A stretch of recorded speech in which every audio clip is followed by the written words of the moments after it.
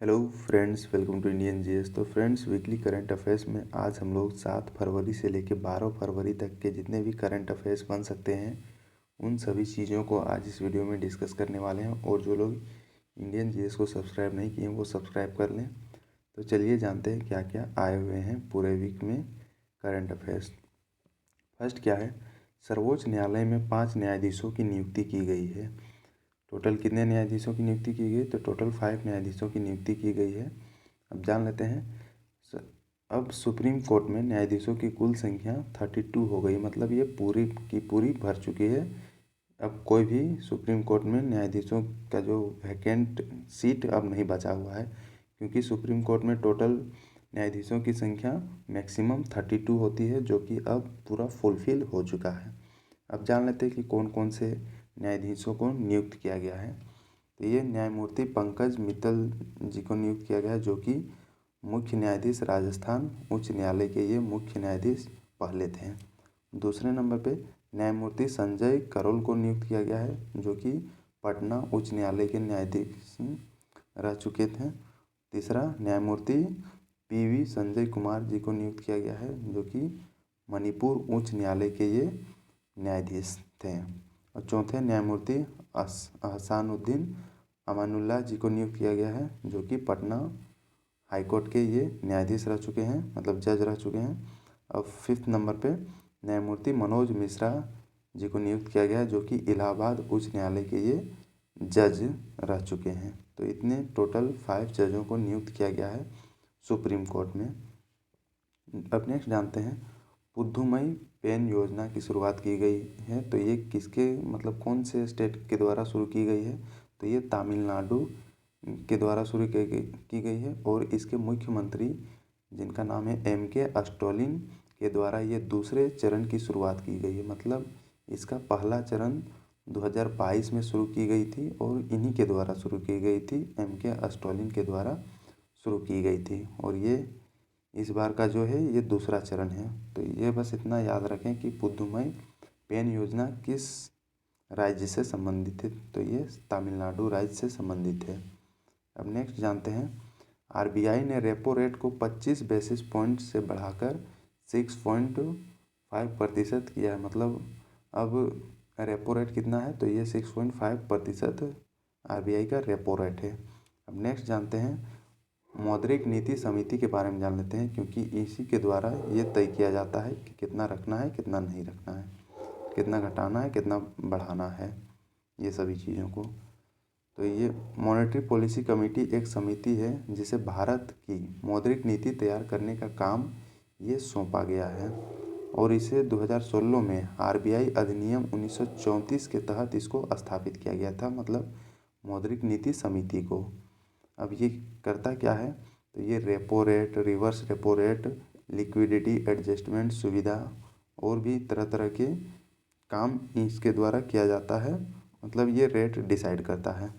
अब जान लेते हैं RBI के, मतलब ये मॉनेटरी पॉलिसी कमेटी के अध्यक्ष कौन होते हैं। तो RBI के जो गवर्नर होते हैं वो इसके अध्यक्ष होते हैं। और इसके टोटल सदस्यों की संख्या होती है 6, जिसमें 3 सदस्य भारत सरकार के द्वारा नियुक्त किए जाते हैं और 3 सदस्य RBI से होते हैं। बस इतना याद रखें मॉनेटरी पॉलिसी कमेटी के बारे में।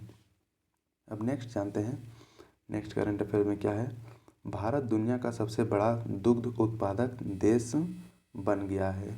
और ये 2021-22 में वैश्विक दुग्ध उत्पादन में टोटल 24% का ये हमारा देश योगदान देता है। मतलब पूरे विश्व का 24% दूध हमारे देश में उत्पादन किया जाता है, और जिसके कारण पूरे दुनिया में सबसे बड़ा दुग्ध उत्पादक देश हमारा देश बन गया है। अब ये डेटा खाद्य और कृषि संगठन कॉरपोरेट सांख्यिकी डेटाबेस के द्वारा जारी किया गया है, मतलब ये इसके द्वारा बोला गया है। अब नेक्स्ट जानते हैं FAO के बारे में जान लेते हैं, मतलब खाद्य और कृषि संगठन के बारे में जान लेते हैं, मतलब फूड एंड एग्रीकल्चर ऑर्गेनाइजेशन इसका इंग्लिश मीनिंग होता है। अब इसकी स्थापना कब की गई थी? तो इसकी स्थापना 16 अक्टूबर 1945 में की गई थी। और इसमें टोटल सदस्यों की संख्या है 195 टोटल सदस्य हैं FAO में। और इसका मुख्यालय रोम इटली में सिचुएटेड है। और एफएओ की वार्षिक वर्षगांठ मनाने के लिए हर साल 16 अक्टूबर को विश्व खाद्य दिवस के रूप में मनाया जाता है। ये याद रखें कि विश्व खाद्य दिवस के रूप में कब मनाया जाता है, तो ये 16 अक्टूबर को मनाया जाता है, जो कि इसकी स्थापना दिवस है, खाद्य और कृषि संगठन की स्थापना दिवस है। अब नेक्स्ट जानते हैं, गोल्डन बुक अवार्ड्स 2023 दिया गया है, तो इसमें कौन कौन से विजेता हैं उन सभी को जानेंगे। इससे पहले कुछ और जान लेते हैं कि यह विंग्स पब्लिकेशन इंटरनेशनल द्वारा मतलब ये प्राइज़ दिया जाता है। ये जान ले, विंग्स पब्लिकेशन इंटरनेशनल द्वारा ये दिया जाता है और इसकी घोषणा 4 फरवरी 2023 को की गई थी। अब विजेता और उनके कार्य के बारे में जान लेते हैं। तो फर्स्ट कौन है, जेके रॉलिंग। इनको मिला है फैंटास्टिक बीस्ट, जो इसके बुक हैं उसके लेखक हैं जेके रॉलिंग, इसके द्वारा इसको ये अवार्ड दिया गया है। नेक्स्ट है गौर गोपाल दास जी को मिला है और इसका कार्य क्या है, तो एनर्जाइज योर माइंड, ये इसके द्वारा लिखा गया है। और नेक्स्ट कौन है, दीपक चोपड़ा। ये क्या लिखे हैं, the 7 spiritual law of success, इनके द्वारा लिखा गया है। और अश्नीर ग्रोवर के द्वारा लिखा गया है दोगलापन, इसके जो इन सभी को ये प्राइज़ मिला है। नेक्स्ट कौन है, नमिता थापर जी को मिला है the dolphin and the shark stories on entrepreneurship के द्वारा जो इनका लिखा हुआ ये बुक है, इसमें इसको मिला है गोल्डन बुक अवार्ड। अब नेक्स्ट जानते हैं और किन को मिला है। कमलेश पटेल को मिला है द विजडम ब्रिज के लिए। जेफ किन्नी को मिला है diary of A Wimpy kid diaper overload के लिए मिला है। और नेक्स्ट कौन है, स्नेह देसाई, सुनील तुलसियानी और ब्रायन ट्रेसी को अल्टीमेट सीक्रेट्स टू वेल्थ के लिए मिला है। नेक्स्ट राज सामनी को मिला है wild don't talk think you wish you were taught in school, इसके लिए मिला है। भूपेंद्र सिंह राठौर जी को मैजिक ऑफ थिंकिंग रिच के लिए मिला है। और दीपक बजाज को नेटवर्क मार्केटिंग इन 60 मिनट। और रस्किन बॉन्ड को how to live your life. और डॉक्टर के श्री कुमार को बुद्धू वेलीचम के लिए मिला है। तो ये याद रखें क्योंकि ये जितने भी हैं ये सब बुक्स हैं और इनके लेखक ये सब हैं। हो सकता है इससे क्वेश्चन पूछा जाएगा क्योंकि इनको गोल्डन बुक अवार्ड मिल चुका है इन सभी पुस्तकों के और इनके लेखकों को। तो ये काफ़ी इम्पोर्टेंट होने वाली है, जितने भी ये सभी हैं बुक्स और इसके लेखक जो हैं, तो ये याद रखें। हम नेक्स्ट जानते हैं, बृहस्पति सबसे अधिक ज्ञात चंद्रमाओं वाला ग्रह बन गया। मतलब बृहस्पति में सबसे ज़्यादा मून्स पाए गए हैं और इसके पास कुल 92 ज्ञात चंद्रमा हो गए हैं, जो कि पहले शनि का था और शनि के पास टोटल 83 चंद्रमा थे, जिनको ये पीछे छोड़कर बृहस्पति अब पहले स्थान पे पहुंच चुका है। अब बृहस्पति के बारे में जान लेते हैं, बृहस्पति ग्रह के बारे में। तो बृहस्पति हमारे सौरमंडल का सबसे बड़ा ग्रह है, मतलब ये सबसे बड़ा ग्रह हमारे सोलर सिस्टम का ये बृहस्पति है। इसे सूर्य की परिक्रमा करने में लगभग 11.8 पृथ्वी वर्ष लगते हैं, मतलब सूर्य का एक कंप्लीट रिवॉल्यूशन करने में। अब यह मुख्य रूप से मीथेन, पानी और अमोनिया की थोड़ी मात्रा के साथ हाइड्रोजन और हीलियम से बना हुआ ये ग्रह है। और इसका सबसे बड़ा जो चंद्रमा है, जो मून जिसको बोलते हैं, वो गैनीमीड है, जो हमारे सौरमंडल का भी सबसे बड़ा चंद्रमा है। तो इतना बृहस्पति ग्रह से रिलेटेड इम्पोर्टेंट पॉइंट्स थे। अब नेक्स्ट जानते हैं, फ्रेंच डिफेंडर राफेल वार्ने ने फरवरी 2023 में अंतर्राष्ट्रीय फुटबॉल से सेवानिवृत्ति की घोषणा कर दी है। मतलब ये अब फुटबॉल नहीं खेलेंगे। तो ये कहाँ के थे, तो ये फ्रेंच के मतलब फ्रांस के ये फुटबॉलर हैं जिनका नाम है डिफेंडर राफेल वार्ने। बस इतना याद रखें। अब नेक्स्ट जानते हैं फ्रांस के बारे में जान लेते हैं। तो फ्रांस की राजधानी कहाँ पर है? तो ये पेरिस में इसकी राजधानी है और इसकी टोटल जनसंख्या है 6.77 करोड़ इसकी टोटल जनसंख्या है। और इसका आधिकारिक भाषा क्या है? फ्रेंच है। और इसके राष्ट्रपति कौन है? तो इमैनुअल मैक्रोन जी इसके राष्ट्रपति हैं और प्रधानमंत्री एलिजाबेथ बोर्न इसके प्रधानमंत्री हैं। तो इतना फ्रांस के बारे में याद रखें। अब नेक्स्ट करंट अफेयर में क्या है वो जान लेते हैं। और सॉरी, फ्रांस का को एक बार मैप में देख लें। ये फ्रांस है और इसका राजधानी जो पेरिस यहाँ पर सिचुएटेड है। और इसके जो बॉर्डर कंट्रीज हैं वो काफ़ी इम्पोर्टेंट है। ये स्पेन इसके बॉर्डर कंट्री है और एक इटली है और स्विट्ज़रलैंड ये और जर्मनी, बेल्जियम। तो ये इतने इसके बॉर्डर कंट्री हैं और ये मेडिटेरियन सी से इसका कोस्ट लाइन टच करता है। और इधर बे ऑफ बिस्के वगैरह जो सी वगैरह है। तो ये इतना जाने फ्रांस से रिलेटेड। अब नेक्स्ट जानते हैं बाबा आमटे की पुण्यतिथि मनाई गई। तो ये कब मनाई गई? ये 9 फरवरी को मनाई गई बाबा आमटे की पुण्यतिथि। और इन्हें भारत का आधुनिक गांधी भी कहा जाता है। ये काफ़ी इम्पोर्टेंट है कि आधुनिक गांधी भारत का किसे कहा जाता है? तो ये बाबा आमटे जी को कहा जाता है भारत का आधुनिक गांधी। 9 फरवरी 2008 को उनका निधन हो गया था, इसीलिए 9 फरवरी को इसका पुण्यतिथि मनाया गया। इन्हें रेमन मैग्सेसे पुरस्कार 1985 में मिला था, पद्म विभूषण 1986 में और टेम्पल्टन पुरस्कार 1990 में सहित इसको कई पुरस्कार इन्हें प्राप्त थे। तो इतना चीज़ें काफ़ी मतलब इसीलिए इनको भारत का आधुनिक गांधी कहा जाता है बाबा आमटे जी को। नेक्स्ट जानते हैं म्यांमार ये न्यूज़ में क्यों था? क्योंकि म्यांमार और रूस ने परमाणु ऊर्जा विकसित करने के लिए आपस में मतलब समझौता कर लिया है। तो वो जान लेते हैं म्यांमार की राजधानी कहाँ पर है? तो ये नेप्यूडो म्यांमार की राजधानी है। और म्यांमार की मुद्रा है दैट मीन्स करेंसी म्यांमार क्यात इसकी मुद्रा है। और इसकी टोटल जनसंख्या 5.38 करोड़ इसकी टोटल जनसंख्या है। और इसका जो आधिकारिक भाषा है मतलब ऑफिशियल लैंग्वेज जो है वो बर्मी इसकी ऑफिशियल लैंग्वेज है। अब नेक्स्ट जानते हैं म्यांमार को मैप में एक बार देख लें। ये म्यांमार मैप है और इसके पड़ोसी जो कंट्रीज़ हैं वो हैं थाईलैंड, लाओस, चाइना और इंडिया। और ये थोड़ा सा ये बांग्लादेश टच करता है।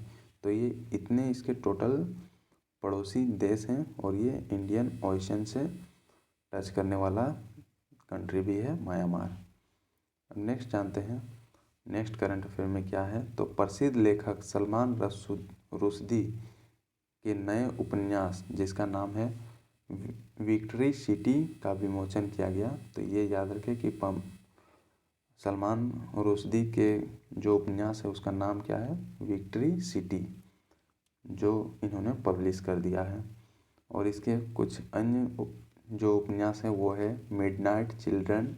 और इसके लिए इनको बुकर पुरस्कार और बेस्ट ऑफ द बुकर पुरस्कार भी इनको दिया गया था सलमान रुश्दी जी को। अब नेक्स्ट जानते हैं पाकिस्तान के विकेट कीपर और बल्लेबाज कामरान अकमल ने क्रिकेट के सभी प्रारूपों से संन्यास लेने की घोषणा कर दी है। तो बस इतना याद रखें कि कामरान अकमल किस खेल से संबंधित है? तो ये क्रिकेट से संबंधित है और ये पाकिस्तान के खिलाड़ी हैं। नेक्स्ट क्या है केनरा बैंक के नए एमडी और सीईओ कौन बने हैं? तो ये सत्यनारायण राजू जी को बनाया गया है। केनरा बैंक के नए एमडी मतलब मैनेजिंग डायरेक्टर और सीईओ बनाया गया है। और पिछले मैनेजिंग डायरेक्टर और सीईओ कौन थे? तो वे एलवी प्रभाकर जी थे, पिछले MD and CEO of Canara bank. अब नेक्स्ट जानते हैं केनरा बैंक के बारे में जान लेते हैं। इसका मुख्यालय बेंगलुरु में सिचुएटेड है और इसके संस्थापक कौन है? तो ये अम्मेम्बल सुब्बा राव पाई इसके संस्थापक हैं। मतलब इनके द्वारा ये बैंक को स्थापित किया गया था और इसको स्थापित किया गया था 1 जुलाई 1906 में इसकी स्थापना की गई थी केनरा बैंक के। अब बैंक के लंदन, दुबई और न्यूयॉर्क में भी इसके कार्यालय सिचुएटेड है। मतलब ये काफ़ी इंटरनेशनल बैंक है जिसकी शाखाएं विदेशों में भी सिचुएटेड है।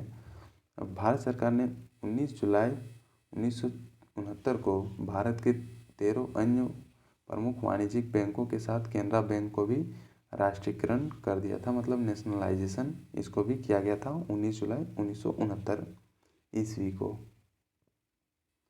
अब नेक्स्ट करंट अफेयर में क्या है, विश्व की सबसे प्रतिभाशाली छात्रा बनी है, तो ये कौन बनी है, तो ये नताशा पेरिया-नायगम जी को चुना गया है विश्व का सबसे प्रतिभाशाली छात्रा। और ये न्यू जर्सी, संयुक्त राज्य अमेरिका में मिडिल स्कूल में ये पढ़ रही है। ये इतना याद रखें, बस इतना याद रखें कि विश्व की सबसे प्रतिभाशाली छात्रा किसे चुना गया है, तो ये नताशा पेरिया-नायगम जी को नामित किया गया है। नेक्स्ट करंट अफेयर में क्या है, राजा राम मोहन राय राष्ट्रीय पुरस्कार किसको दिया गया है वो जान लेते हैं। तो ये पत्रकार A.B.K. प्रसाद जी को ये पुरस्कार दिया गया है जिसका नाम है राजा राम मोहन राय राष्ट्रीय पुरस्कार। 28 फरवरी 2023 को प्रेस काउंसिल ऑफ इंडिया द्वारा ये पुरस्कार मतलब दिया जाएगा इनको, A.B.K. प्रसाद जी को। ये बस याद रखें कि A.B.K. प्रसाद जी को राजा राम मोहन राय राष्ट्रीय पुरस्कार दिया जाएगा।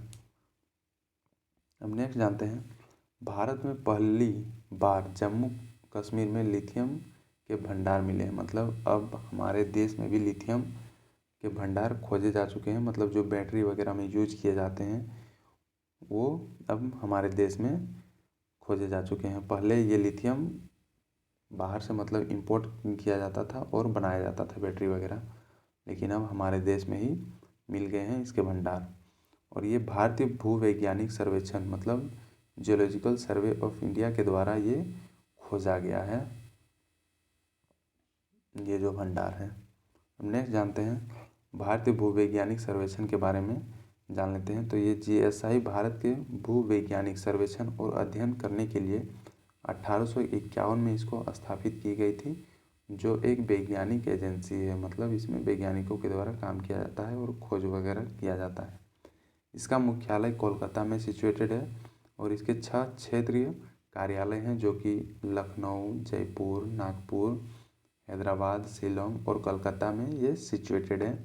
और इसके अभी प्रेजेंट के महानिदेशक कौन है, तो ये डॉक्टर S राजू जी इसके प्रेजेंट के महानिदेशक हैं GSI के, दैट मीन्स भारतीय भूवैज्ञानिक सर्वेक्षण।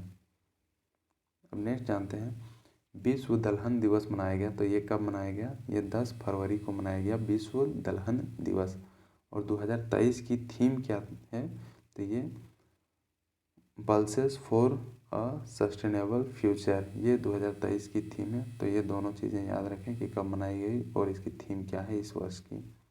अब नेक्स्ट क्या है, ऑपरेशन दोस्त शुरू किया गया, तो ये किसके लिए शुरू किया गया, तो ये तुर्की और सीरिया की मदद के लिए भारत के द्वारा शुरू किया गया, क्योंकि तुर्की और सीरिया में काफ़ी मतलब भूकंप आ गया है। 7.5 मैग्नीट्यूड के आसपास का भूकंप आया, जिसके कारण वहाँ पर काफ़ी तबाही मच चुकी है और लगभग ऐसा डेथ टोल बढ़ते जा रहा है। अभी तक तो 15-20 हज़ार तक मतलब डेथ वहाँ पर हो चुकी है। तो इसकी मदद के लिए भारत के द्वारा ऑपरेशन दोस्त शुरू किया गया है, जिसके तहत इंडिया ने अपने यहाँ से मेडिकल फैसिलिटीज़ और NDRF की सेनाओं को वहाँ पर भेज दिया है हेल्प के लिए। अब नेक्स्ट जानते हैं, सीरिया के बारे में जान लेते हैं। तो सीरिया के राष्ट्रपति कौन है, तो ये बशर अल असद ये हैं सीरिया के राष्ट्रपति। और सीरिया की राजधानी दमिश्क में सिचुएटेड है और इसकी टोटल जनसंख्या है 2.13 करोड़ इसकी टोटल जनसंख्या है। और इसकी राष्ट्रभाषा क्या है, तो ये अरबी इसकी राष्ट्रभाषा है। और मुद्रा जो सीरिया की है मतलब करेंसी जो है सीरियाई पाउंड इसकी करेंसी है। इतना चीज़ें सीरिया के बारे में याद रखें। अब नेक्स्ट देख लेते हैं, सीरिया को मैप में देख लेते हैं। तो ये सीरिया है और इसके बॉर्डर कंट्रीज़ कौन कौन से हैं, तो ये इजराइल थोड़ा सा टच करता है और जॉर्डन टच करता है, इराक टच कर रहा है और ये टर्की टच कर रहा है। और ये मेडिटेरियन सी से भी टच करता हुआ ये देश है। तो बस इतना याद रखें सीरिया के बारे में। अब नेक्स्ट देखते हैं, थॉमस अल्वा एडिसन जयंती मनाई गई। तो ये कब मनाई गई? ये 11 फरवरी को इसकी जयंती मनाई गई। अब उनका जन्म 11 फरवरी 1847 ईस्वी को अमेरिका में हुआ था। ये काफ़ी इम्पोर्टेंट है कि थॉमस अल्वा एडिसन जी का जन्म कहाँ पर हुआ था? तो ये अमेरिका में हुआ था और ये 11 फरवरी 1847 में इसका जन्म हुआ था। अब इनके पास टोटल 1093 पेटेंट का विश्व रिकॉर्ड है ये। और इनके द्वारा जो आविष्कार किए गए हैं वो phonograph, motion picture camera, electric light bulb, ये वगैरह वगैरह इनके द्वारा आविष्कार किए गए हैं। मतलब ये काफ़ी ये वैज्ञानिक हैं जो काफ़ी खोज इनके द्वारा की गई है।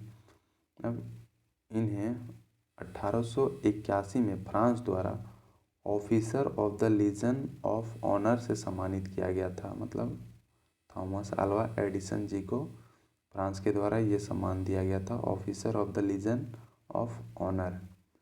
तो इतना जाने थॉमस अल्वा एडिसन जी के बारे में। अब नेक्स्ट करंट अफेयर में क्या है, भारत एशियन डिजिटल कार्य योजना 2023 की बैठक नई दिल्ली में ये हुई है। और इस बैठक का जो विषय क्या था? तो ये साइनर्जी टुवार्ड्स ए सस्टेनेबल डिजिटल फ्यूचर इसका बैठक का विषय था। अब नेक्स्ट जानते हैं आसियान देशों के बारे में। मतलब दक्षिण पूर्व एशियाई राष्ट्रों का संगठन, मतलब association of south east Asian nation इसका इंग्लिश फॉर्म होगा। और इसकी स्थापना की गई थी 8 अगस्त 1967 में इसकी स्थापना की गई थी और बैंकॉक में इसकी स्थापना की गई थी। और इसका आदर्श वाक्य क्या है? One vision, one identity, one community इसका आदर्श वाक्य है। और इसका सचिवालय इंडोनेशिया जकार्ता में सिचुएटेड है। और इसके जो सदस्य देश हैं, राष्ट्र हैं, वो कौन कौन से हैं? तो ये Indonesia, Malaysia, Philippines, Singapore, Thailand, Brunei, Vietnam, Laos, Myanmar और कंबोडिया, ये सभी इसके टोटल सदस्य देश हैं। तो इतना चीज़ें आसियान के बारे में याद रखें। अब नेक्स्ट जानते हैं विश्व यूनानी दिवस मनाया गया। तो ये कब मनाया गया? ये 11 फरवरी को मनाया गया विश्व यूनानी दिवस। अब ये किनके याद में मनाया जाता है, मतलब किनके जयंती में मनाया जाता है? तो हकीम अजमल खान की जयंती के रूप में ये मनाया जाता है विश्व यूनानी दिवस। अब ये कौन है? तो हकीम अजमल खान एक प्रसिद्ध भारतीय यूनानी विद्वान और यूनानी चिकित्सा पद्धति में वैज्ञानिक अध्ययन के संस्थापक ये थे, हकीम अजमल खान जी। और जो 2023 का जो विषय क्या है इस दिवस का? तो ये यूनानी मेडिसिन फॉर पब्लिक हेल्थ, ये 2023 का ये विषय रखा गया है विश्व यूनानी दिवस का। अब नेक्स्ट जानते हैं अंतर्राष्ट्रीय डार्विन दिवस मनाया गया। तो ये 12 फरवरी को मनाया गया अंतर्राष्ट्रीय डार्विन दिवस। अब ये चार्ल्स डार्विन के जन्मदिन के उपलक्ष्य में ये दिवस मनाया जाता है, जो कि हर साल मनाया जाता है पूरे विश्व में। अब इनका जन्म कब हुआ था? तो इनका जन्म 12 फरवरी 1809 में इंग्लैंड में हुआ था डार्विन जी का जन्म। अब नेक्स्ट जानते हैं नेक्स्ट करंट अफेयर में क्या है। तो ये मालदोवन की प्रधानमंत्री जिनका नाम है नतालिया गौरिलिता ने अपने पद से इस्तीफा दे दिया है। अब जान लेते हैं मालदोवा की राजधानी कहाँ है, इसकी मुद्रा क्या है और इसकी भाषा क्या है। तो इसकी राजधानी है चिसिनाव, इसकी राजधानी है मोल्दोवा की। और इसकी मुद्रा है मोल्दोवन लियू इसकी मुद्रा है। और इसकी आधिकारिक भाषा मतलब ऑफिशियल लैंग्वेज जो है ये रोमानियाई इसकी ऑफिशियल लैंग्वेज है। अब इसको मैप में देख लेते हैं। तो ये मोल्दोवा है और इसकी राजधानी जो यहाँ चिसिनाव जो दिख रहा है। और इसके जो बॉर्डर कंट्रीज कौन कौन से हैं? तो ये रोमानिया और ये यूक्रेन इसके बॉर्डर कंट्रीज हैं मोल्दोवा के। इतना चीज़ें मोल्दोवा से रिलेटेड याद रखें।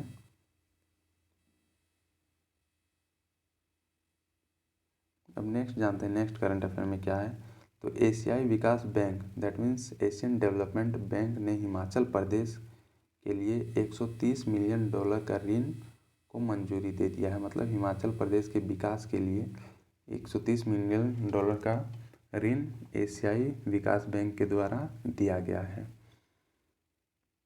बस इतना याद रखें कि हिमाचल मतलब किस स्टेट को $130 मिलियन एशियाई विकास बैंक के द्वारा दिया गया है, तो ये हिमाचल प्रदेश को दिया गया है। अब एशियाई विकास बैंक क्या होता है, इसकी स्थापना कब की गई थी, इसके बारे में जान लेते हैं। तो इसकी स्थापना 1966 ईस्वी में की गई थी और इसमें वर्तमान में टोटल 68 सदस्य देश शामिल हैं और इसमें शेयरधारिता मतलब शेयर किसका किसका कितना % शेयर इसमें है, तो ये इसमें जापान का सबसे ज़्यादा है जो कि 15.677% है और यूएसए का 15.567% है और चीन का 6% और भारत का 5.812% इसमें कंट्रीब्यूशन है मतलब शेयर धारक। अब इसके अध्यक्ष कौन है, तो ये मासातोशुगु आसाकावा इसके अध्यक्ष हैं एशियन डेवलपमेंट बैंक के और इसका मुख्यालय मनीला फिलीपींस में सिचुएटेड है। बस इतना चीज़ें जाने एशियन डेवलपमेंट बैंक के बारे में।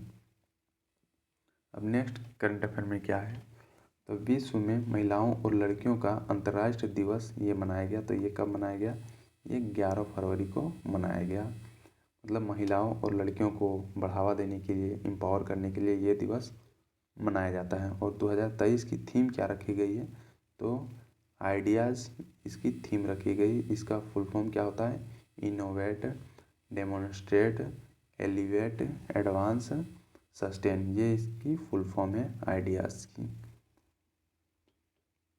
तो ये था दोस्तों पूरे वीक का करंट अफेयर्स जो मैंने इस वीडियो में डिस्कस किया। तो thank you for watching this video और वीडियो को लाइक शेयर जरूर करें और जो लोग इंडियन जीएस को सब्सक्राइब नहीं किए हैं वो सब्सक्राइब करके बेल आइकन जरूर दबाएं और अपने दोस्तों को भी शेयर करें ताकि उन्हें भी पता चले और ये जानकारी मिले। तो थैंक यू फॉर दिस।